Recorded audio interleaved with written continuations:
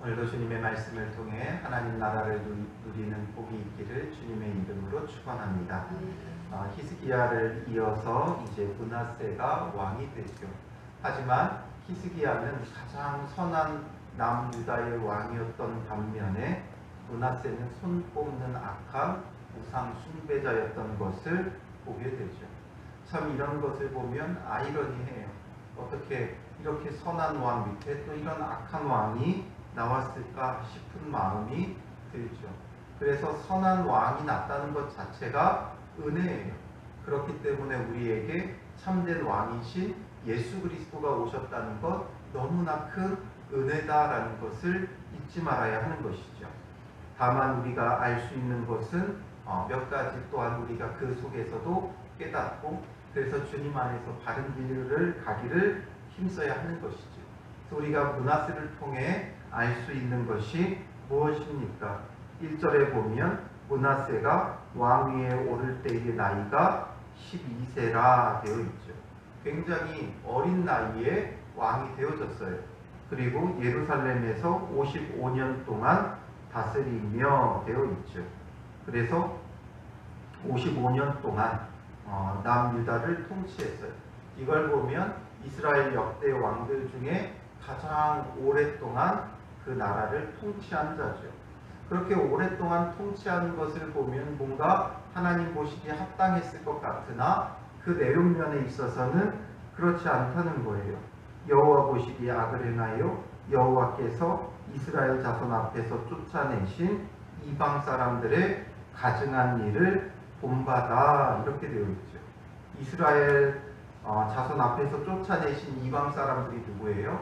가나안 땅에 거주했던 원 거주민들을 말하고 있어요. 그들의 그 가증한 일을 본받아서 살았다라는 것을 보여줘요. 그 모습을 보면 진짜 이방 나라들의 온갖 잡다한 우상이란 우상은 전부 다 숭배합니다.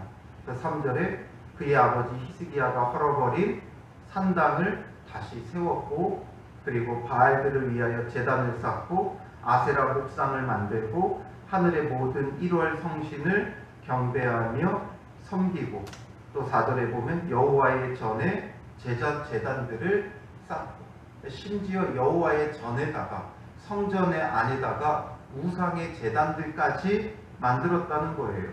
그리고 5절에는 또 여호와의 전 두 마당에 하늘의 1월 성신을 위하여 제단들을 쌓고 두 마당이라는 건 안뜰과 바깥뜰을 말하는 거예요. 거기다가 1월 성신의 제단을 만들었고 그리고 심지어 6절에 가면 흰놈의 아들 골짜기에서 그의 아들들을 불 가운데로 지나가게 하며 아들들을 불 가운데로 지나가게 한다는 건 인신제사를 의미하고 있는 거예요. 그래서 몰록이라고도 하는 이 신을 섬기던 인신제사까지도 행하였고 그것뿐만 아니라 완전히 잡다한 것까지 점치며 사술과 요술을 행하며 신접한 자와 박수를 신임하여 여호와 보시기에 악을 많이 행하여 라고 되어 있죠. 정말 악을 많이 행했어요. 너무나 많은 악을 행했어요. 그래서 그 당시 주요한 이방의 신들이었던 바알과 아세라뿐만 아니라 몰로까지 섬겼고 그리고 1월 성신까지도 섬겼고 심지어 그냥 점치는 자들 이런 것까지도 전부 다 섬겼다라는 것을 우리에게 보여줘요. 그런데 그가 정말 크나크게 악한 것은 무엇이냐면 하나님을 진노하게 했고 그래서 하나님께서 말씀하신 그 율법과 규례를 행하지도 않았어요. 그것뿐만 아니라 더 심각한 것은 하나님께서 사람을 보내서 그에게 말씀하셔도 그는 듣지 않았다는 것이죠. 그래서 9절에 보면 유다와 예루살렘 주민이 므낫세의 꾀임을 받고 악을 행한 것이 여호와께서 이스라엘 자손 앞에서 멸하신 모든 나라보다 더욱 심하였더라. 더욱 심했다라는 거예요. 그냥 그들의 모습을 본받았을 뿐만 아니라 악한 이방 나라들, 하나님께서 가나안 땅에서 쫓아내신 사람들의 모습을 본받았을 뿐만 아니라 더욱 악하게 행하였음을, 더욱 심했음을 우리에게 보여주고 있는 거죠. 그래서 이 지금 쫓아낸 사람들이 어떤 사람들이었느냐? 하나님께서 가나안 땅의 원주민들을 쫓아내고 이스라엘 백성을 그곳에 심고 그곳에 거주하게 하셨어요. 하지만 그들을 왜 쫓아냈느냐라는 거예요. 하나님께서 아브라함에게 그 땅을 약속했죠. 그 땅을 약속하시면서 말씀하신 게 뭐예요? 너희가 애굽에 종살이하다가 400년 만에 4대 만에 이 땅으로 돌아올 것이다. 근데 왜 4대 만에 돌아와야 하느냐? 그 이유에 대해서 창세기 15장 16절에 보면 이렇게 말씀하고 있어요. 내 자손은 4대 만에 이 땅에 돌아오리니 이는 아모리 족속의 죄악이 아직 가득 차지 아니함이니라 말씀하고 있어요. 아직 그들의 죄악이 가득 차지 않아서 4대 만에 돌아올 것이다. 그 이야기는 4대 만에 돌아오게 되는 때는 언제라는 거예요? 아모리 족속의 죄악이 가득 찼을 때 돌아온다라는 거예요. 왜냐? 그들의 죄악이 가득 찼기 때문에 쫓아내겠다라는 거죠. 젖과 꿀이 흐르는 땅, 정말 복된 그 땅을 너희에게 그때는 주겠다 이거예요. 그런데 그들의 죄악보다 더욱 심하다는 건 쫓아낸 사람들보다 더 심했다라는 건 어떻게 표현해야 될까요? 뭐 2번 쫓아내도 못마땅할 정도로 악을 행한 그 모습임을 우리가 알게 되어지죠. 그러니까 그만큼 크나큰 악을 행한 거예요. 하나님께서 멸하신 모든 나라보다 더욱 심했다. 아무리 하나님께서 말씀하여 주셔도 그 말씀에 대해서 반응하지 않고 더욱 악을 행했다라는 거죠. 악한 자보다 더 악을 행했다. 그러니까 결국에는 여호와께서 므낫세와 그의 백성에게 이르셨으나 10절 한번 보세요. 므낫세와 그의 백성에게 이르셨으나 그들이 듣지 아니하므로, 그들이 듣지 않았다는 거예요. 가장 큰 악은 어떤 도덕적인 악보다, 우상 숭배의 악보다 하나님의 말씀을 듣지 않는 거예요. 자기 죄를 뉘우치지 않고 깨닫지 않는 거예요. 그러니 하나님의 진노가 임할 수밖에 없고, 그래서 아수르 왕의 군대 지휘관들이 와서 치게 하시고 그들이 므낫세를 사로잡아 쇠사슬에 결박하여 바벨론으로 끌고 간지라 되어 있죠. 가장 큰 죄는 다른 게 아니라 회개치 않는 죄예요. 자기 죄를 인정하지 않는 거예요. 그러면 하나님의 진노가 임하게 되어 있는 것이죠. 결국 므낫세는 이 많은 악을 행하고도 그래도 하나님의 은혜가 있어서 하나님께서 므낫세와 그의 백성에게 이르셨다. 뭔가 선지자들을 통해 말씀하셨던 거예요. 그러나 그가 듣지 않았고, 그러므로 하나님이 치시는 거죠. 사함을 받지 못하는 죄는 따로 있는 것이 아니에요. 사함을 받지 못하는 죄, 결국에는 회개치 않는 거죠. 성령을 회방한다라는 게 뭐예요? 성령이 우리 안에서 거룩하심으로 회개케 하는데, 그 회개하는 것을 거부하는 것 자체가, 회개치 않는 것 자체가 바로 성령을 회방하는, 사함을 받지 못하는 죄인 것이죠. 그러므로 하나님의 진노가 그에게 쏟아지게 되는 거예요. 그가 믿었던 아수르가 결국에는 그를 오히려 결박하여 쇠사슬로 결박해서 바벨론으로 끌고 갔다. 바벨론이 이 당시에는 아수르의 속국이 되어 있었고, 그래서 아수르 왕이 바벨론으로 끌고 가는 그런 치욕을 당하는 거죠. 그런데 생각을 해보세요. 아무리 패전국의 왕이라고 해도 예우를 갖춰요. 그 나라를 속국으로 삼으면서 예우를 갖추는데 지금 완전히 비참한 지경에 이르러 있죠.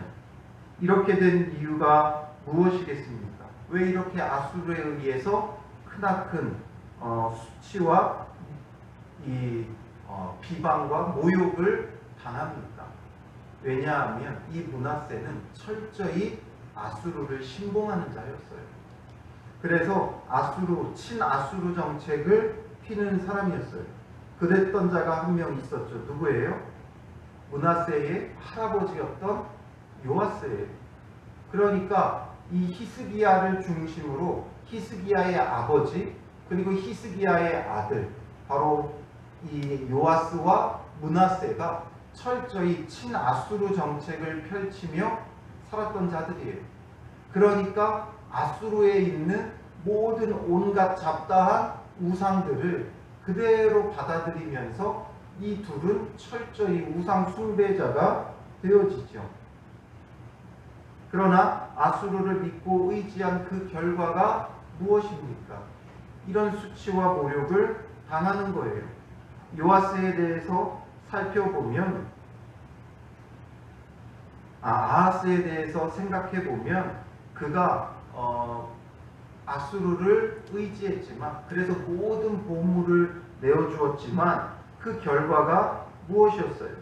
28장에 보면 28장 16절에 그때의 아하스 왕이 아수르 왕에게 사람을 보내어 도와주기를 구하였으니 이는 에돔 사람들이 다시 와서 유다를 치고 그의 백성을 사로잡았음이며 되어 있죠. 그런데 어떻게 돼요?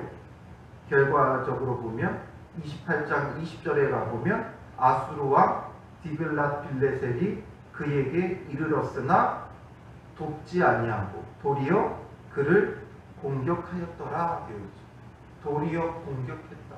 그렇게 믿고 의지하며 그를 따랐는데 오히려 그를 공격했다. 거기서 끝나지 않죠. 28장 21절 보면 아하스가 여호와의 전과 왕궁과 방백들의 집에서 재물을 가져다가 아수르 왕에게 주었으나 모든 보물을 가져다 바쳤어요. 그러나 결과는 뭐예요? 그에게 유익이 없었더라.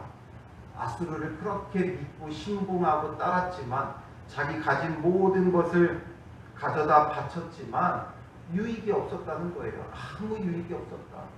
결국 세상에 의지할 만한 것들은 다 그런 거예요. 오늘 본문의 므낫세도 마찬가지예요. 성경에는 기록되지 않았지만 역사의 어떤 기록들을 찾아보면 이 아수르가 아주 거대 건축 사업을 벌이면서 돈과 재물을 제공했던 22명의 동신국 왕들의 이름이 기록되어 있어요. 그 왕들의 이름 가운데 바로 이 므낫세의 이름이 들어가 있습니다. 그러니까 아수르가 뭔가 건축 사업을 할 때 모든 보물을 가져다 바친 자가 이 므낫세였어요.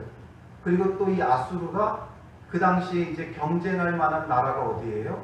일단 세계를 제패한다면 그 당시에는 어느 나라를 제압해야 돼요? 애국을 제압해야 돼요. 애국만큼 강한 나라가 없었어요. 그러니까 이 아수르가 애국 원정을 가요. 애국 원정을 갈 때 도왔던 또 공신국들의 명단에 그 왕들의 이름의 명단에 이 므낫세 이름이 들어가 있습니다.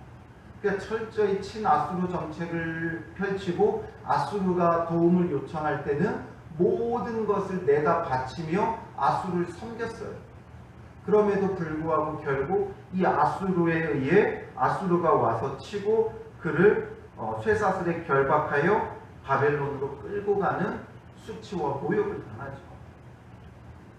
뭐 졌으니까 그럴 수 있겠지 하지만 이거는 그 당시에는 왕이 패배했을 때는 이런 정도로 수치를 주진 않아요. 그래도 어느 정도 예우를 갖추고 끌고 가게 되어져 있어요. 아예 끝까지 아주 치열하게 대적하고 싸우지 않는 한 왕으로서의 예우를 하기 마련인데 그동안 이렇게 아수르를 섬겨왔음에도 불구하고 이런 수치와 모욕을 당하는 거죠. 우리가 세상에 믿고 의지하는 것이 이러하다라는 것을 우리는 잊지 말아야 돼요. 우리가 우리에게 도움이 될 것 같았지만 결국 그것 때문에 수치를 당하게 되어져 있어요. 내가 믿고 의지하는 것 때문에 수치를 당하는 것이 인생임을 우리는 잊지 말아야 되죠. 그러면 왜 므낫세가 이렇게 우상 숭배자가 되어졌느냐? 이것을 조금 우리가 여기서 묵상해 보면 어떤 힌트를 알 수 있냐 하면, 먼저 어머니의 이름이 기록되어 있지 않죠. 역대기의 대부분의 기록된 왕들은 어머니의 이름이 기록되어 있어요. 물론 열왕기하 병행되는 본문을 찾아보면 그의 어머니의 이름이 헵시바임을 기록해요. 그러나 역대기에서는 기록되지 않아요. 왜 기록되지 않냐 하면 하나님 나라를 세우는데 전혀 일조하지 않았기 때문에 그래요. 그러니까 어머니 밑에서 바른 기준과 바른 신앙을 배우지 못한 거예요. 그런데 그것도 불행한데 너무나 일찍 왕이 됐다는 거죠. 12세에 왕이 돼서 가장 오래 왕으로 있었는데 어린 나이에 왕이 되다 보니까 어찌할 바를 몰랐던 거죠. 주변에서 돕는 선생이나 조력자가 없었어요. 어린 나이에 왕이 됐을 때 주변의 조력자가 굉장히 중요했던 것을 역대 왕을 통해 알 수 있죠. 특별히 요아스를 한번 생각해 보세요. 24장에 보면 24장 1절에 요아스가 왕위에 오를 때의 나이가 7세라 되어 있습니다. 7살밖에 되지 않았어요. 7살의 아이가 뭘 나라를 다스릴 수 있겠어요. 그러니 예루살렘에서 40년 동안 다스리니라. 그의 어머니 이름은 시비아요 부엘세바 사람이더라. 어머니 이름이 분명히 기록되어 있죠. 시비아라는 부엘세바 사람. 그래서 믿음의 어머니를 통해 그가 도움이 있었고, 또 더 중요한 건 2절에 보면 24장 2절에 제사장 여호야다가 세상에 사는 모든 날에 요아스가 여호와 보시기에 정직하게 행하였으며, 제사장 여호야다가 이 요아스를 성전에 숨기며 키웠죠. 그러니 이 여호야다가 그 곁에 있는 날 동안에는 요아스가 여호와 보시기에 정직하게 행하였다. 옆에 아주 좋은 선생님이 있었던 거예요. 제사장 여호야다가 있었던 거예요. 우시야도 마찬가지죠. 왕위에 오를 때의 나이가 16세라. 조금 나이가 있어도 16살밖에 되지 않았어요. 우리 나이로 따지면 고등학생이에요. 고등학생밖에 되지 않는 사람이 왕위에 올랐고 52년간 다스리니라. 다 보면 어린 나이에 왕위에 오르니까 왕위에 오래 있었던 거예요. 그들이 뭘 잘해서가 아니라 어린 나이이기 때문에 오래 있었던 거죠. 그리고 기록되어져요. 그의 어머니의 이름은 여골리아요 예루살렘 사람이더라. 예루살렘 안에서, 유다 지파 안에서 아주 훌륭한 믿음의 어머니가 있었기에 우시야가 어린 나이에 왕이 되어도 하나님 보시기에 정직하게 행해요. 그러나 그냥 그것만으로 되지 않죠. 26장 4절에 보면 우시야가 그의 아버지 아마샤의 모든 행위대로 여호와 보시기에 정직하게 행하며 하나님의 묵시를 밝게 하는 스가랴가 사는 날에 하나님을 찾았고 라고 되어 있죠. 바로 하나님의 묵시를 밝게 하는 스가랴 선지자가 그의 곁에서 선생님 역할을 했고, 그러므로 그가 사는 날 동안에 하나님을 찾았다라는 것이고, 여호와를 찾을 동안에는 하나님이 형통하게 하셨더라 기록되어져 있어요. 바로 곁에 누가 있느냐가 중요해요. 그래서 선한 믿음의 사람들, 믿음의 동역자들이 있으면 하나님 앞에서 정직하게 행하는 거예요. 그러나 이런 믿음의 동역자가 없고 나 홀로 사는 인생이 되어지면 이렇게 흔들릴 수밖에 없고 염려되고 걱정되고 두려움이 생기니까 이방 우상들을 섬길 수밖에 없는 거죠. 그러니 므낫세도 12살의 왕이 되어서 그 옆에서 그를 도와줄 선생님도 없고 어렸을 때부터 바르게 잡아준 어머니도 없었던 거예요. 그러니 이런 온갖 우상 숭배를 하는 것이 아주 지극히 당연할 수밖에 없는 인생인 거죠. 오늘 우리에게 중요한 건 곁에 믿음의 사람들을 두는 거예요. 교회가 왜 필요하느냐? 이 교회가 있음으로 인해서 함께 협력하고 함께 선을 이루고 또 교회 안에서 바르게 배우고 성장해 가면서 우리가 우리의 믿음을 지켜나갈 수 있는 거죠. 그러므로 곁에 믿음의 공동체가 있고 믿음의 사람들이 있고 또 정말 말씀에 능통한 자들을 나의 선생님으로 모시고 그 말에 귀 기울이는 것 너무 중요해요. 그러나 이 시대 정신은 뭐예요? 사람들이 사사시대와 같이 자기 소견에 옳은 대로 행해요. 기준이 없어요. 그러니까 자기가 원하는 게 기준이 되는 것, 요즘 시대 정신이에요. 그게 바로 포스트 모더니즘이라고 부르는 이 시대 사람들의 사고 방식이에요. 그냥 내가 옳다 그러면 그냥 옳은 거예요. 남이 어떠든지 상관 안 해요. 내가 옳다 하면 옳은 거. 그게 사사시대였잖아요. 자기 소견에 옳은 대로 행하더라. 그러니 자기 소견에 옳은 대로 행하니까 자기가 옳은 대로 쫓아가다 보니 자기의 여러 우상들을 섬기며 살아가는 것이 이 시대의 모습이죠. 그런 가운데 정말 우리는 바른 기준을 알아야 돼요.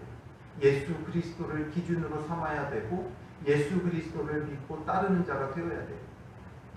특히나 또 요즘에는 뉴 노멀이라 그래요. 뉴 노멀. 새로운 기준을 사람들이 이제 말하는 거죠. 새로운 기준. 코로나로 인해서 많은 것이 변했고 이제 새로운 기준이 필요하다는 거예요. 이전과는 다른 일상이라는 거죠. 새로운 기준. 그러면 우리가 시대가 바뀔 때마다 뭔가 새로운 기준을 세워야 되느냐? 그게 아니라 영원히 변치 않는 기준을 가지고 있으면 돼요. 코로나가 아무리 많은 것을 바꿔놓았어도 여전히 변하지 않는 예수 그리스도와 그의 말씀을 우리의 기준으로, 우리의 중심으로 삼아야 돼요. 그래서 예수 그리스도를 중심으로 따라가는 믿음의 사람들, 그리고 교회 공동체 안에서 함께 예수 그리스도를 기준으로 섬기며 지어져 가고 세워져 가면 흔들릴 것이 아무것도 없는 것이죠. 그나마 이 므낫세가 이렇게 악했음에도 불구하고 결국 포로로 끌려가게 되어지니까 거기서 이제 깨닫게 되어져요.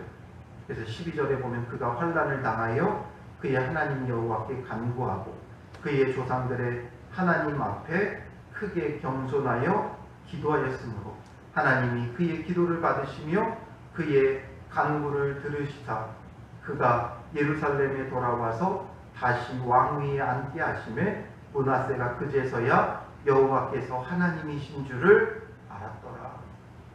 이 정도로 악하고 끌려갔으면 하나님이 용서해 주시면 안 되지 않느냐 우리는 생각하지만 어떤 죄인이라도 회개하고 돌이키면 돌아오는 거예요.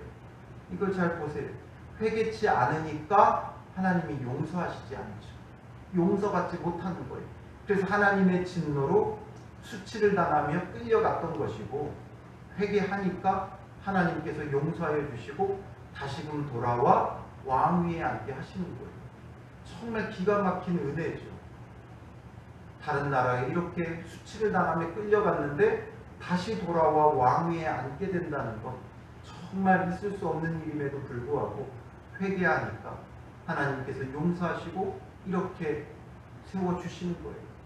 그를 비난하고 비판하기 전에 어떤 죄인이라도 용서하시는 하나님의 은혜를 깨달으라는 거죠. 그러니 나도 아무리 부족해도 주님 앞에서 회개하고 돌이키는 자가 되면 이런 은혜를 누리는 거예요. 그러나 회개치 않으면 망하는 거예요. 회개치 않으면 너희도 이와 같이 망하리라. 우리는 이 말씀을 잊지 말아야 돼요. 회개치 않는 심령만큼 악한 게 없어요. 아무리 도덕적으로 좀 더 낫고 선한 일을 많이 했다 할지라도 회개치 않는 심령만큼 악한 게 없어요. 그러니 선한 일들을 많이 한 사람들이 오히려 회개치 못한다라는 것을 잊지 마세요. 예수님이 오셨을 때 그 당시에 가장 선했던 바리새인과 서기관들이 회개치 않았어요. 왜 그랬느냐? 선하게 행하니까 자기 죄를 인정하지 못하는 거예요. 남들보다 선한 일을 많이 했다. 그런 회개치 못하는 거예요. 오늘 우리가 교회 안에서 신앙생활을 열심히 하다 보면 오히려 회개치 않는 자가 되기가 쉬워요. 그렇기 때문에 우리는 오히려 날마다 말씀을 기준으로 삼고 예수 그리스도를 기준으로 삼아서 우리가 온전히 사랑하고 섬기지 못함을 회개하며 예수 그리스도를 닮아가는 그런 믿음의 사람이 되고 또 교회 안에서 함께 배우고 성장하고 변화되어져 가고 중심이 흔들리지 않는 믿음의 사람들이 되시기를 주님의 이름으로 축원합니다. 기도하겠습니다. 살아계신 아버지 하나님, 우리가 혼자서 자기 기준에 옳은 대로 행함으로 온갖 우상을 숭배하며 살아가는 인생인 것을 보게 됩니다. 주님, 우리가 어떤 다른 이방 종교의 신을 믿지 않아도 우리 마음의 두려움 속에 염려하고 걱정하며 여러 가지 우상 숭배의 마음들이 가득합니다. 자기 소견에 옳은 대로 행합니다. 주님, 용서하여 주시고 우리를 붙들어 주시사 참된 기준을 따라서 말씀의 기준으로 예수 그리스도를 기준으로 살아가며 그리스도 예수의 마음을 배우고 닮아가는 믿음의 사람들이 되게 하옵소서. 혼자의 힘으로 되지 않습니다. 교회라는 하나님의 은혜를 우리에게 주셨사오니 교회 안에서 서로 격려하며 함께 지어져 가고 세워져 가게 하시고 교회 안에서 바르게 배우고 바르게 성장하고 바르게 세워져서 하나님 뜻을 따라 살아가며 이 험악한 세상 속에 좌로나 우로나 치우치지 아니하고 오직 주를 바라보며 살아가는 믿음의 사람들 되게 하여 주시옵소서. 회개치 않는 것보다 악한 것이 없음을 오늘 말씀을 통해 다시 한번 깨닫사오니 주님, 우리 마음 가운데 회개의 심령을 부어주시고 성령의 충만함을 부어주사 성령을 회방하지 않고 성령의 이끄심을 따라서 말씀을 보고 듣고 깨닫고 그 말씀을 통해 회개하고 돌이키며 주를 섬기는 믿음의 사람들이 되게 하여 주셔서 주를 온전히 섬길 때 하나님 나라가 우리 삶에 이루어지는 은혜, 주의 은혜의 해가 선포되어지므로 모든 것이 회복되는 은혜를 누리게 하여 주실 줄 믿사오며 예수님의 이름으로 기도합니다. 아멘.